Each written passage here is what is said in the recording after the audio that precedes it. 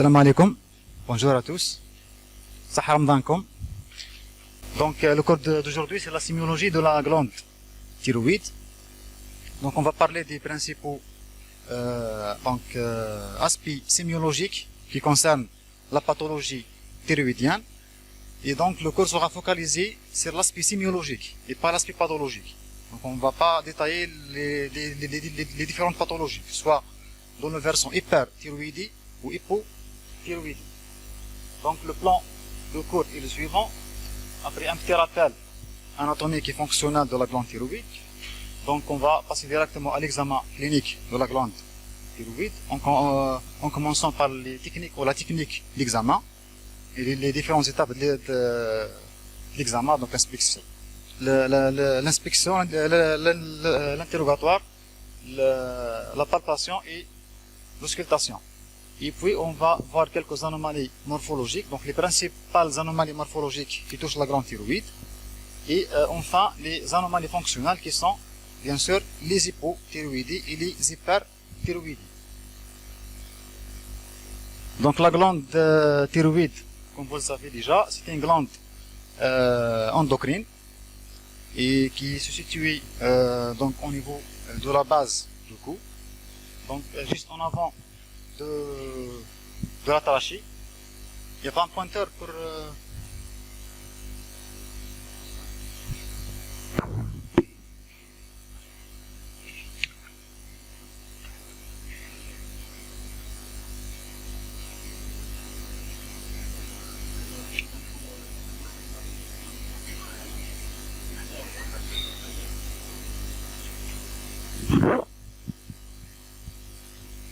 donc la glande thyroïde, c'est une glande endocrine située à la base du cou, donc en avant de la trachée, juste avant de la trachée.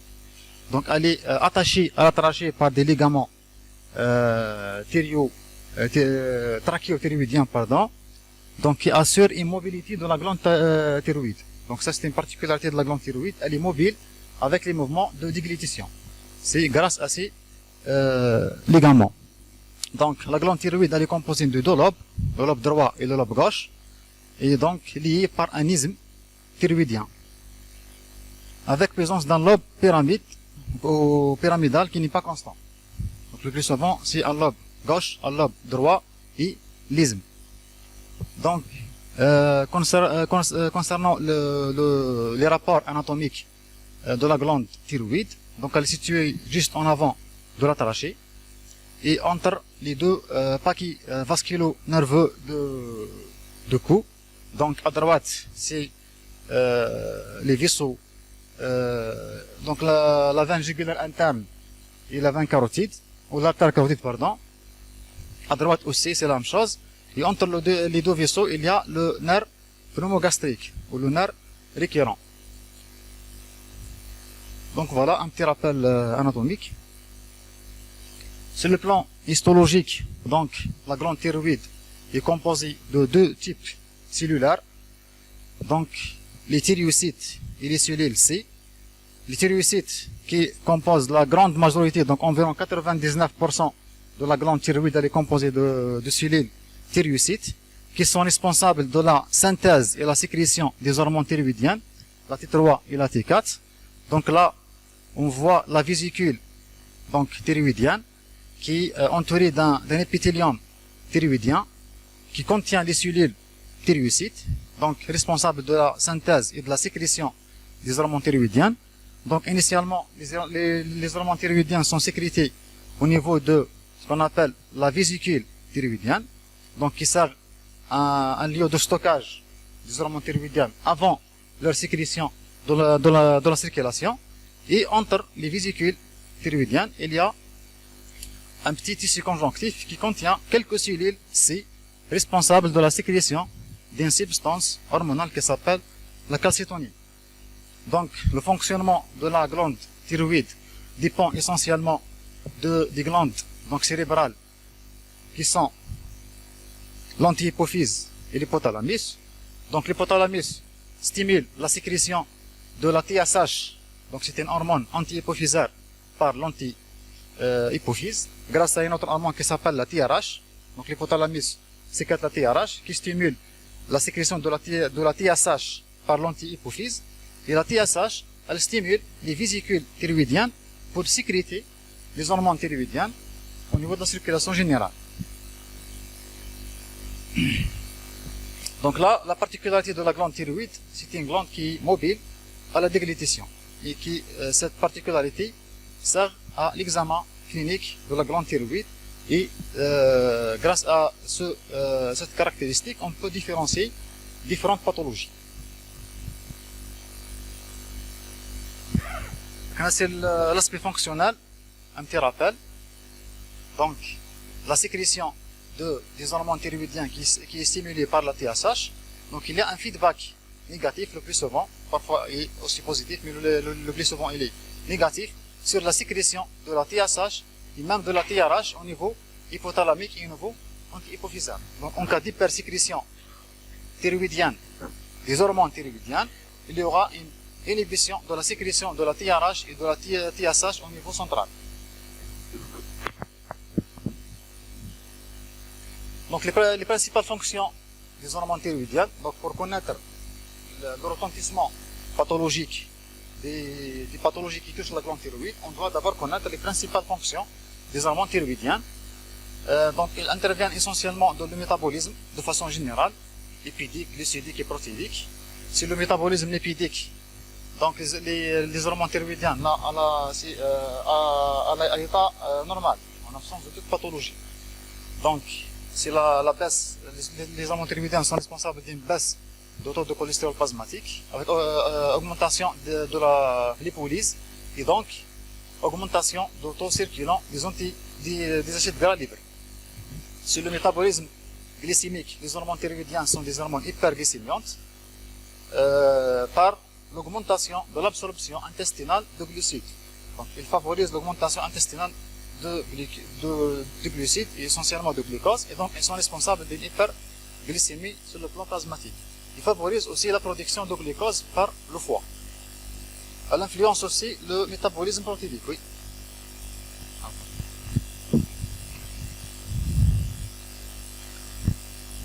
Les autres actions des hormones thyroïdiennes, donc, sont des hormones calorigènes, donc responsables de le maintien d'une température corporelle constante. Ils jouent un rôle aussi sur le métabolisme osseux par la potentialisation de l'action de l'hormone de croissance, donc le growth hormone. Donc on peut noter parfois une augmentation de la résorption osseuse dans les cas d'hyperthyroïdie qui peuvent fragiliser le tissu osseux et provoquent ainsi un état d'ostéoporose.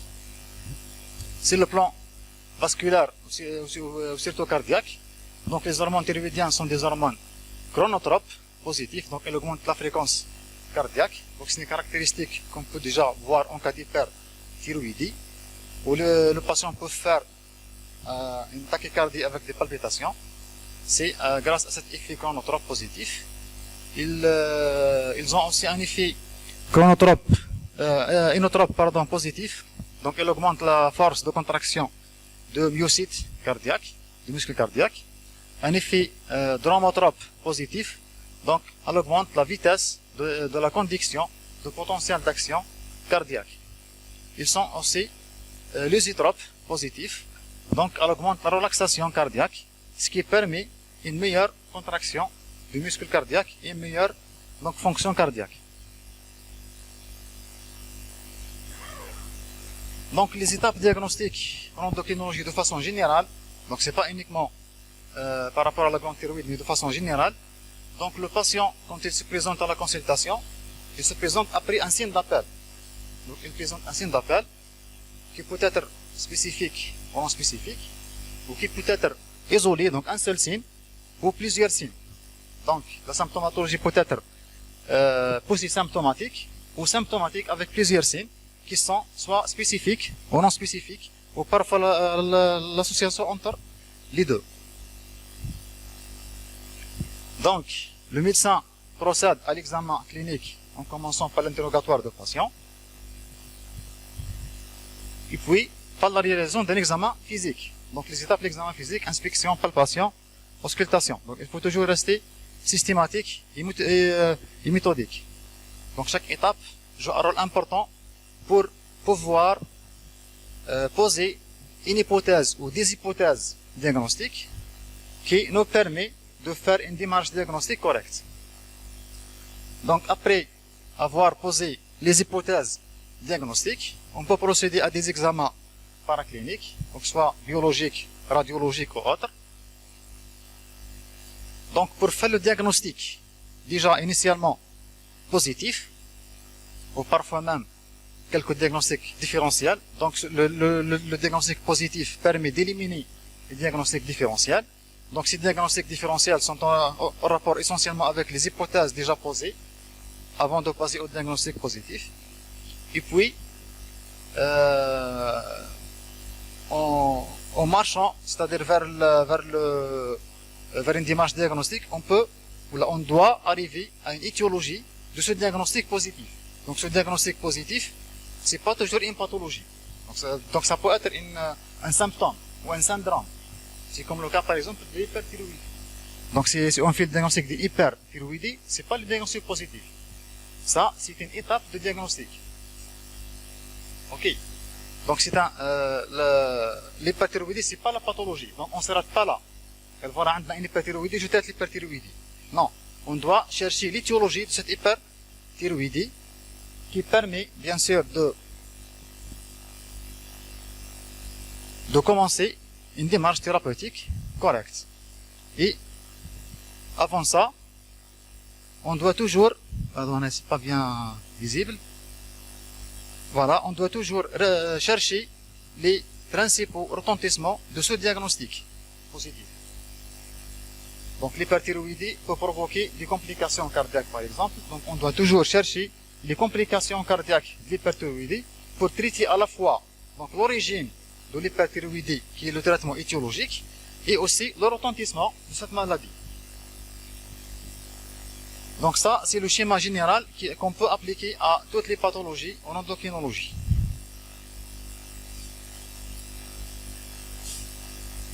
Donc après avoir arrivé à un diagnostic positif et puis même un diagnostic étiologique, on peut classer les principales étiologies ou les principales pathologies des glandes endocrines en deux catégories.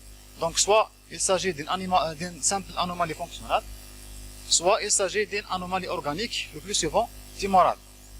L'anomalie fonctionnelle peut être donc se traduit par une hyposécrétion, insuffisance de sécrétion, comme l'hypothyroïdie par exemple, ou une hypersécrétion, c'est le cas de l'hyperthyroïdie par exemple. Les pathologies tumorales peuvent être soit bénignes ou malignes.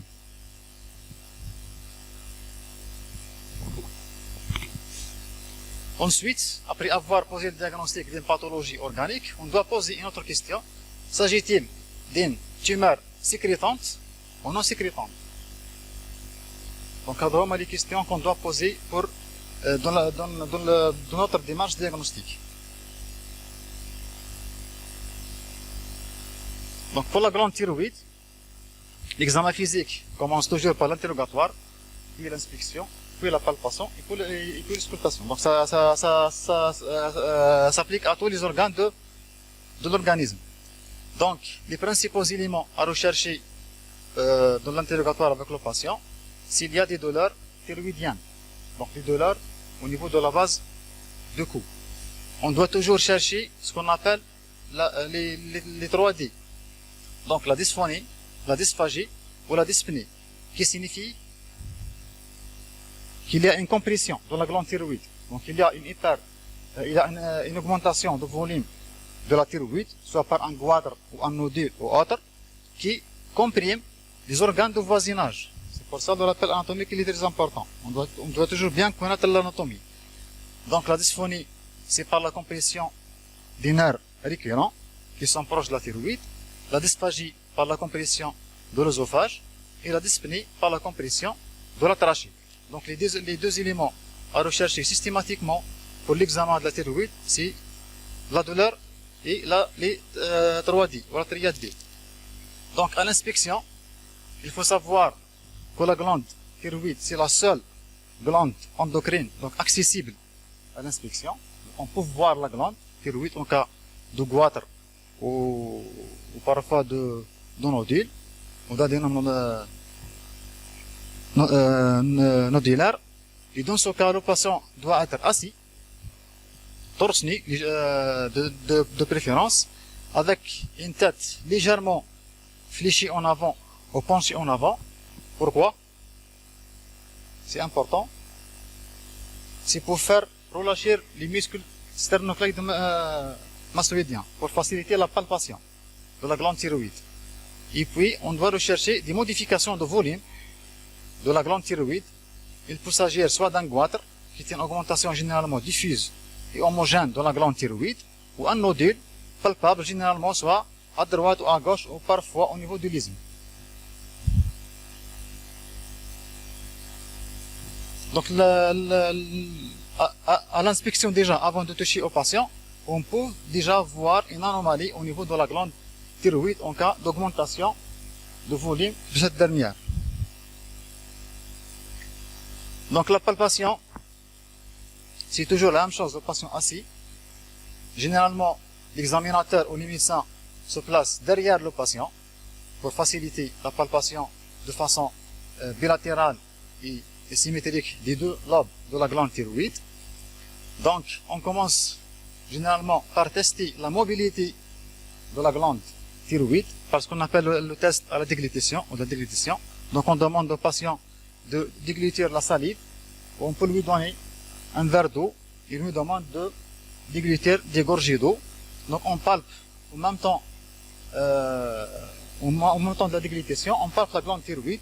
Elle est le plus souvent mobile, donc à état normal. Donc la palpation aussi permet de palper l'isthme et les lobes de la thyroïde de façon symétrique et bilatérale, avec une tête légèrement inclinée vers le côté examiné. Donc si on examine le lobe gauche, donc on demande au patient d'incliner sa tête un peu à gauche, et l'inverse. Donc l'examen l'étape de la palpation permet de chercher trois choses essentielles. Premièrement, l'augmentation de volume ou la présence d'un nodule qui parfois n'est pas visible à l'inspection. Donc on peut mettre ça en évidence par l'examen de la palpation. On peut rechercher aussi l'existence d'un frémissement.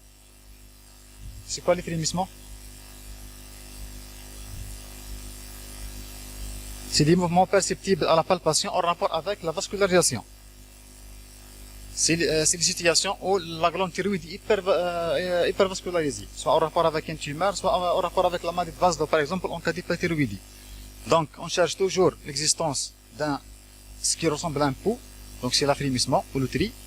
L'existence d'adénopathie, donc il faut chercher systématiquement l'existence d'adénopathie cervicale associée. Donc, quand on examine la thyroïde, on examine toute la région cervicale, donc c'est pas uniquement la glande thyroïde.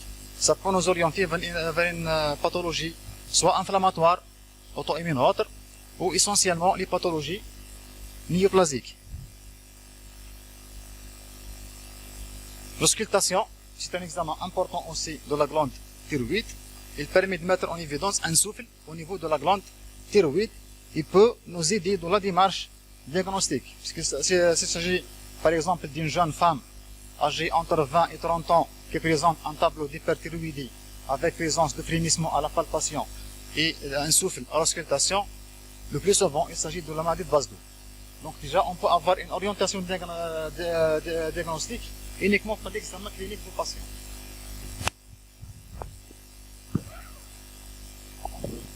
Donc la dernière étape de l'examen, c'est ce qu'on appelle la manœuvre de Pombitron. La manœuvre de Pombitron, c'est une manœuvre qui permet d'apprécier la compressibilité de la glande thyroïde des organes de voisinage, essentiellement les vaisseaux. Donc, la manœuvre consiste à demander au patient de lever les mains de façon bilatérale. On attend quelques secondes et on voit que le visage du patient devient rouge et violacé. Et ça signifie que les deux carotides sont comprimés par la glande thyroïde après un mouvement de Pombitron. Et ça oriente le plus souvent vers l'origine tumorale de la pathologie. Donc, à l'issue de l'examen clinique, on peut classer les anomalies appréciées à l'examen clinique en deux catégories différentes, soit anomalies morphologiques ou parfois, pas toujours, anomalies fonctionnelles. Puisqu'un examen physique de la glande thyroïde ne se limite pas uniquement à la glande elle-même ou à la région cervicale. On peut s'aider à l'examen clinique complet c'est-à-dire pour avancer dans notre démarche diagnostique. À titre d'exemple, une femme jeune qui présente une exophthalmie avec un frémissement au niveau de la thyroïde, ça nous oriente vers la maladie de base d'eau. Une femme, par exemple, un peu âgée, de plus de 40 ans, entre 40 et 60 ans, qui présente un tableau d'œdème généralisé ou localisé type myxodème et qui présente un goitre thyroïdien, ça nous oriente vers l'hypothyroïdie, que ce soit maladie d'Hashimoto ou autre cause d'hypothyroïdie. Donc déjà, à l'issue de l'examen clinique, on peut avoir une bonne idée sur la pathologie que présente le malade. Donc les principales anomalies morphologiques sont essentiellement le goitre. Donc le goitre est défini par une augmentation de volume de la thyroïde. Il peut être soit simple ou avec dysfonctionnement. Donc simple, il s'agit d'une simple augmentation de la taille de la glande thyroïde sans anomalie fonctionnelle, donc sans hypo ni hyperthyroïdie. Cette goitre peut être endémique ou sporadique, et ça généralement c'est en rapport avec la carence ou l'apport de l'iode, donc l'oligo-oligonucléotide qui est important de le fonctionnement de la glande thyroïde. Et en Algérie par exemple, la zone endémique la plus connue pour le goitre, voilà, c'est la région de Kabylie. Ce goitre peut être aussi diffus ou nodulaire. Le plus souvent, le goitre simple, c'est un goitre qui ne s'accompagne pas de dysfonctionnement fonctionnel, donc pas d'hystéroïdie, ni hyper ni hypothyroïdie. Il est le plus souvent diffus. Donc diffus et homogène. Le goitre simple diffus, on peut le classer en fonction de la taille de la glande thyroïde en trois types. Donc, soit il peut s'agir d'un goitre seulement palpable, donc pas visible, mais seulement palpable. C'est le type 1. Le type 2, c'est le goitre visible à l'inspection. Déjà, avant de toucher le malade, on peut voir une masse cervicale. Et le type 3, c'est un goitre énorme et plongeant. Là, par exemple, c'est un goitre de type 2. Type 2, c'est pas un goitre énorme. Il est visible à l'inspection. Les anomalies fonctionnelles sont, bien sûr, soit l'hyperthyroïdie ou l'hypothyroïdie. L'hyperthyroïdie est définie par une production et une sécrétion aussi. C'est pas uniquement la production. Parce qu'on peut avoir une hyperproduction sans hypersécrétion. Donc, dans ce cas, il n'y aura pas un tableau d'hyperthyroïdie. Donc, c'est une hyperproduction avec une hypersécrétion des hormones thyroïdiennes. Elle peut être soit primitive ou secondaire. Et dans notre cours de sémiologie, on se limite aux pathologies primitives. Donc on va pas parler des causes secondaires. Les causes secondaires sont essentiellement en rapport avec l'axe thériotrope. Donc des anomalies cérébrales. Avec une stimulation de la synthèse et de la sécrétion des hormones thyroïdiennes par le TSH, par l'augmentation de taux de TSH. L'hypothyroïdie, à l'inverse, elle est définie par une insuffisance de production et de sécrétion des hormones thyroïdiennes, donc responsable d'une hypothyroïdie par la diminution du taux plasmatique des hormones thyroïdiennes. Donc de façon générale, on peut dire qu'il y a un effet miroir entre les deux pathologies, les deux dysfonctionnements, les deux types de thyroïdie, l'hypothyroïdie et l'hyperthyroïdie. Par exemple, à titre d'exemple, au niveau cardiaque, l'hyperthyroïdie provoque une tachycardie avec palpitation et l'hypothyroïdie provoque une bradycardie. Donc c'est l'inverse. Sur le plan digestif, l'hyperthyroïdie provoque une diarrhée, alors que l'hypothyroïdie provoque une constipation. Sur le plan thermogénèse, l'hypothyroïdie provoque une thermophobie avec une tendance à la fièvre. Et l'hypothyroïdie, c'est la frilosité et la sensation de froideur. Sur le plan cognitif, ou l'effet sur les morts des deux pathologies, donc l'hyperthyroïdie provoque un état de manie, un état maniaque. Par contre, l'hypothyroïdie provoque un état d'apathie et de ralentissement. Sur le poids, bien sûr, l'hyperthyroïdie provoque un état d'amaigrissement par l'accélération du métabolisme lipidique et glycidique. Et l'hypothyroïdie provoque un état de surcharge pondérale avec prise de poids parfois importante. Donc on commence par le syndrome d'hyperthyroïdie. Qui me connaissent, un syndrome, c'est pas une pathologie, qui est responsable de plusieurs symptômes.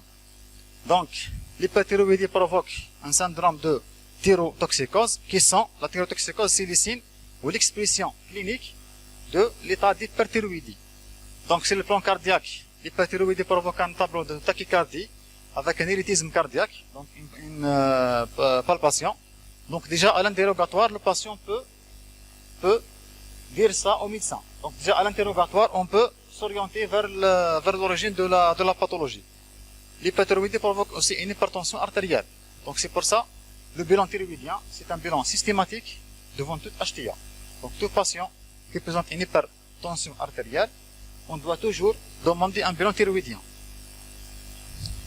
Le tableau de cardiothyréose, donc c'est un tableau qui est caractérisé par un retentissement cardiovasculaire de la thyrotoxicose, un peu sévère.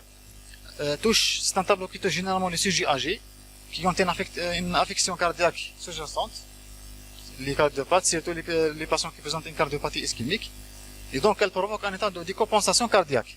Donc c'est une décompensation cardiaque d'origine thyroïdienne, en rapport avec la production exagérée des hormones thyroïdiennes.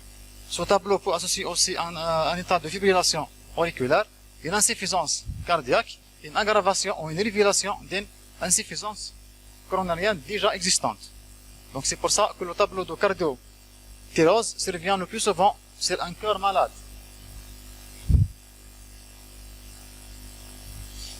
L'atteinte neurologique au rapport avec l'hyperthyroïdie, c'est l'asthénie, les tremblements des extrémités, sont des tremblements fins des extrémités, un état d'agitation permanente avec troubles de l'humeur et troubles de sommeil. L'hyperthyroïdie provoque aussi un état d'hypersidation avec une hyperthermie et tendance à la thermophobie. Donc le patient a toujours peur d'avoir une température élevée.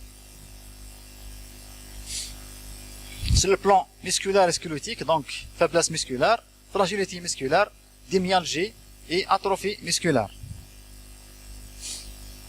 Donc les autres signes sont l'amaigrissement, l'accélération de transit intestinal, donc les diarrhées, un état de polyphagie, l'ostéoporose, c'est chez les femmes âgées, et parfois un tableau de gynécomastie chez l'homme et troubles de cycle chez la femme. Donc les principales étiologies de l'hyperthyroïdie, et donc là on se limite aux étiologies des hyperthyroïdies primitifs, donc aux pathologies qui touchent la glande thyroïde. Donc là on ne parle pas des hyperthyroïdies secondaires. Donc la maladie la plus fréquente, c'est la maladie de Vazdo. Puis les autres pathologies, la dirham toxique, le goitre multi-thyronodulaire, la thyrotoxicose factice et la thyroïdite de Dicurvin. Donc on va voir quelques éléments sémiologiques de chaque pathologie.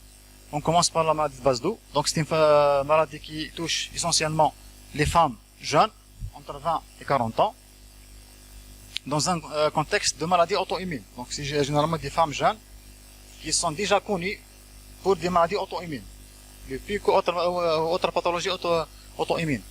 Donc le mécanisme physiopathologique, c'est la présence d'auto-anticorps, donc qui stimule la sécrétion qui stimule la synthèse et la production des hormones thyroïdiennes en stimulant les récepteurs à la TSH.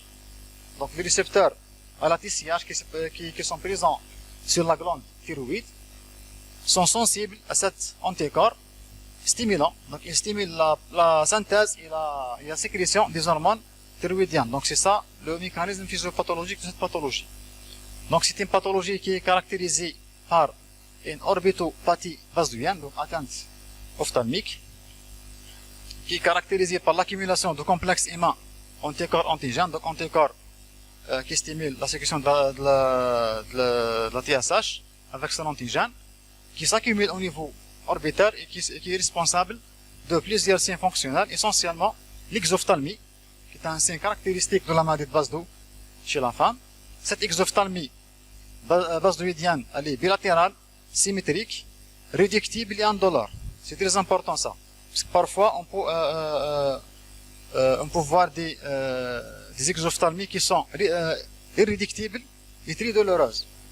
Et ça nous oriente vers une origine tumorale ou néoplasique. Mais, quand il s'agit de maladies de base d'eau, généralement, l'exophthalmie, elle est réductible et $1.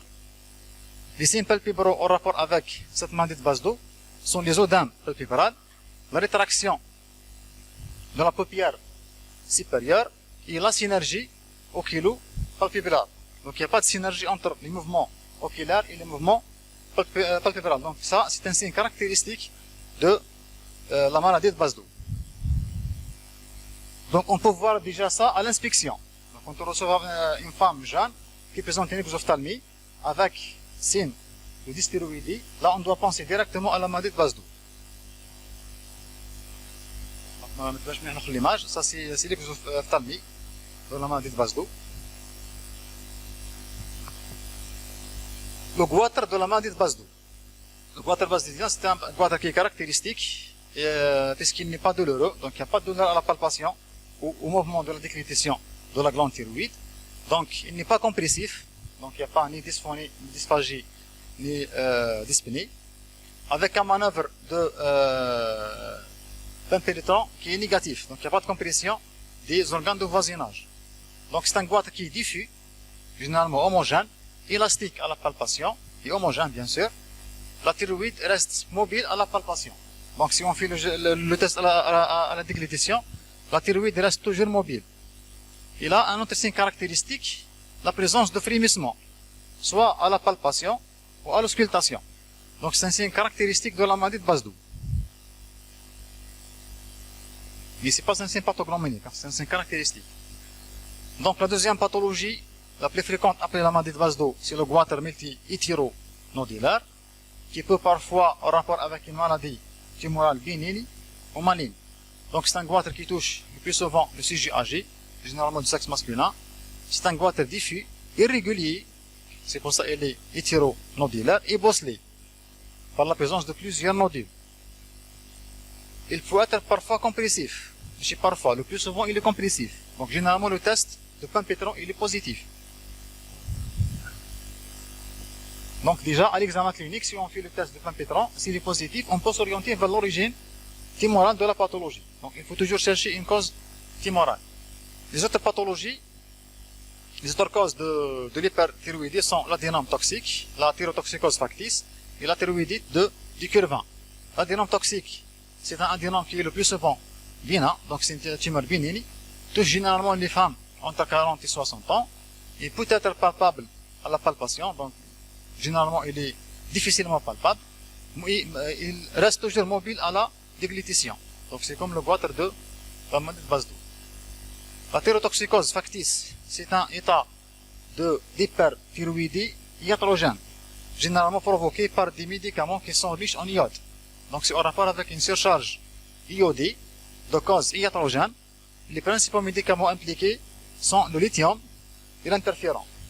Et parfois même, après l'injection d'un produit de contraste iodé, pour réaliser un examen scanographique, pour réaliser le scanner, par exemple avec injection de produits de contraste qui sont riches en iode. La thyroïdite du curvin, c'est une inflammation, donc c'est une pathologie inflammatoire de la glande thyroïdite, secondaire à une infection virale. Le plus souvent, 4 à 6 semaines après un épisode d'une infection virale, et le patient peut présenter en même temps un tableau pseudo-grippal. Le goitre, dans son cas, il est très caractéristique, puisqu'il est très très douloureux.